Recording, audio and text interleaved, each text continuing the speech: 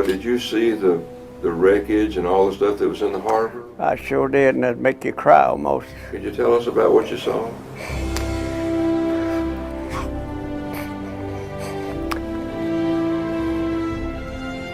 All them battleships were laying over on the side, and it's tore up. It was like to be seen.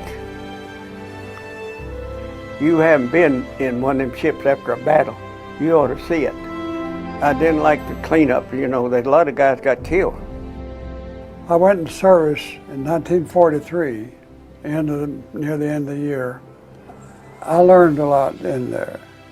I learned a lot. I matured a lot, which gave me a different direction in life to what I would have probably had if I didn't go there.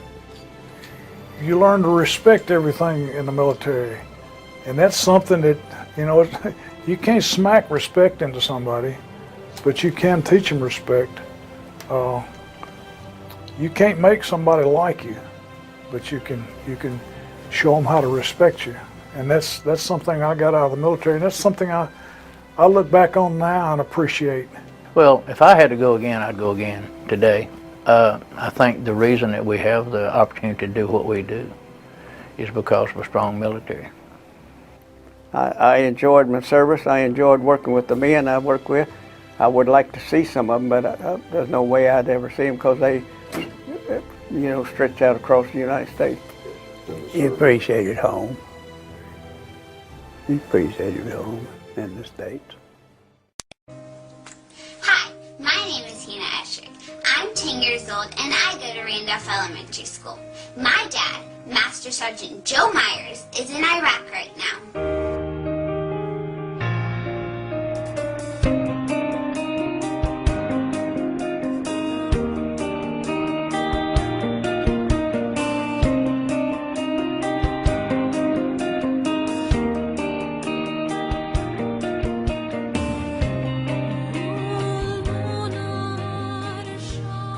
I just wanted to take a moment to welcome a very special audience member tonight. He has been serving overseas for the last year in Afghanistan. So please help me welcome Master Sergeant Joseph Devine.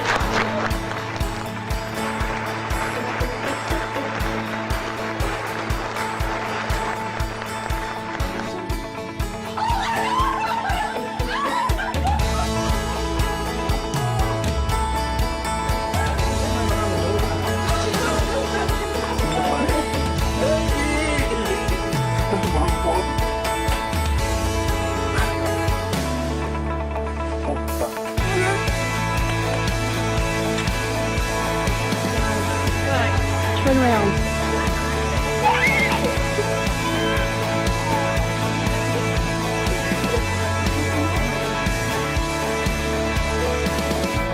Oh, Daddy! Oh, Hi. I'm coming.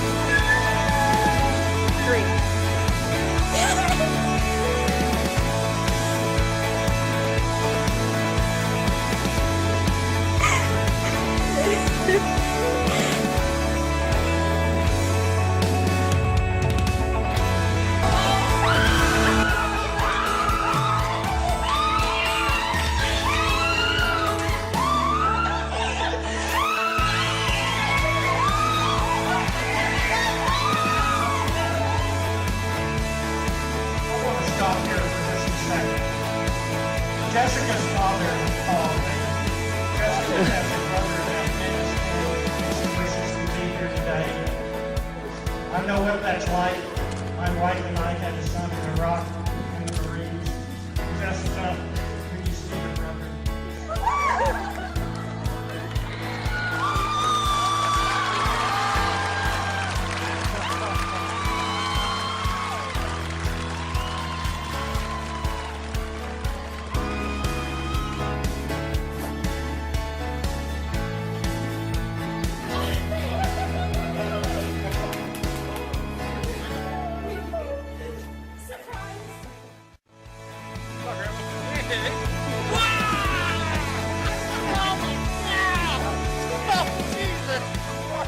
I was assigned a staff of 2 Vietnamese boys. And they helped me. We drew charts, briefing charts, made many signs. I enjoy working those 2 boys. I always wonder what happened to them. And I always thought maybe I would go back to Vietnam just to see if I can find those 2 boys. What we call a bomb shelter built there. And incidentally, 4 of us, which was a member of the church, got together down there, and we had worship service every Sunday. I realize how truly blessed that I have been by God's amazing grace in giving me the opportunity to serve my country, by giving me a supportive and long-suffering wife that helped me through some of these difficult times. And I think it's important that we really remember those who are serving our country now in our prayers. They are more powerful than anyone can really believe. I'll wait for you, I promise you I will. Lucky I'm in love with my best friend. Lucky to have been where I have been.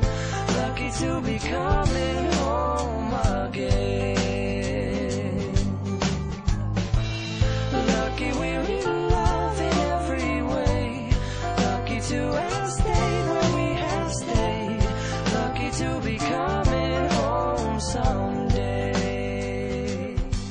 And so I'm sailing through the sea to an island where Now, I had a 5-month-old son when I left here, so see, he was a little over a year old when I got back.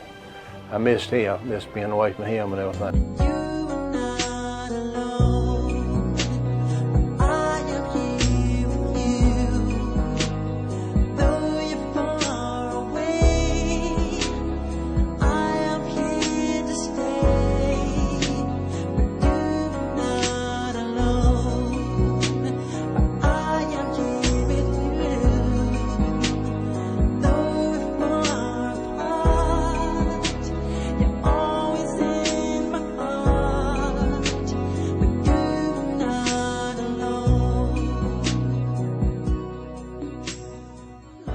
General Eisenhower made a presentation, and he made the statement, when your country needs you, you go. And if you get a toothbrush, a towel, and a bar of soap, that's all they need to give you. And whatever you have to do, you do it. You had to carry channel pairs from different sites. We had 7 sites all around the northern and middle part of Vietnam. We'd go in on a C-130, and that slowing down, that gate would start lowering. As soon as it slowed down where you could just hit the ground, into the terminal, unlock the box, put yours in, take theirs out, run catch the plane. When he turned, he never stopped. So I spent the night several places more than once because I didn't get back to the plane. I didn't like the combat. You really think of it, weren't you? Yeah. Yeah, we had and what is scary though was the submarines. You pick one of them up and then they knew about it. They'd go down on the bottom, cut their engines off, and you couldn't find them. Only thing I got was my shots when I went in. I got my shots and they called the troop ship, went to Pearl Harbor, and they said we need so many guys for this ship and so many guys for that ship. And I told the guy I went across with, I said, next ship they call out, let's grab it. He said, okay, so they called the Vestal out, and that's how come me to be on the Vestal. We got there, we was playing ball that day out on the field, and I looked up, and there comes a fighter plane in just to burning, smoking. Landed about 300 yards from us. He'd been shot up. And so I didn't think much about it, you know. I really hadn't thought much about the war until then, because I wasn't near it. I wasn't anywhere near getting shot or anything. So that night we went in the barracks, and about 2 o'clock in the morning, where the sirens are blowing and everything. And I said, what in the world is going on? And they said, we're getting bombed. I said, oh, me? And I took off across those cots, and I think I put holes in about 4 of those cots getting out of that place.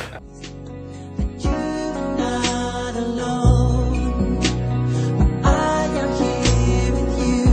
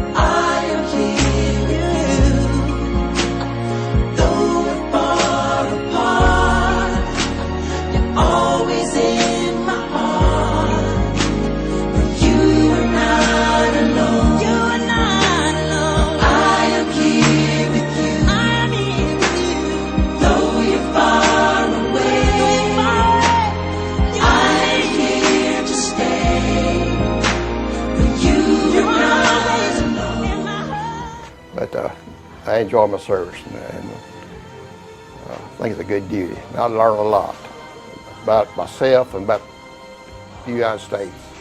And of course I become 18, 19, and they called me. And at that time, all the available men left on that ship. So I was transferred then to the rocket ship, LSMR. And of course, then we sailed. And when I went aboard, I was all eyes. They said, well, you, and you're gonna be a cook. I said, I can't boil water. He said, well, we got some books down there. And of course, I had the friends that I'd met, and some of them I even went back. One in Iowa, Clinton, Iowa. I used to visit him. He'd come down. You get close. You get close.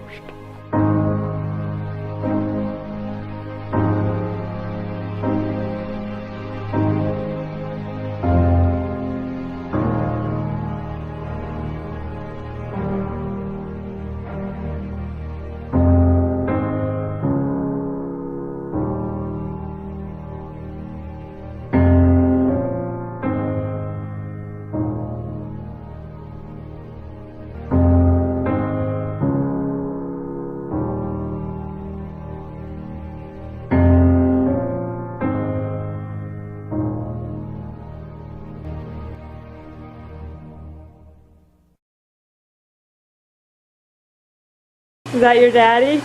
Daddy! Yeah. Daddy! Hi, Daddy! I miss you! I love you!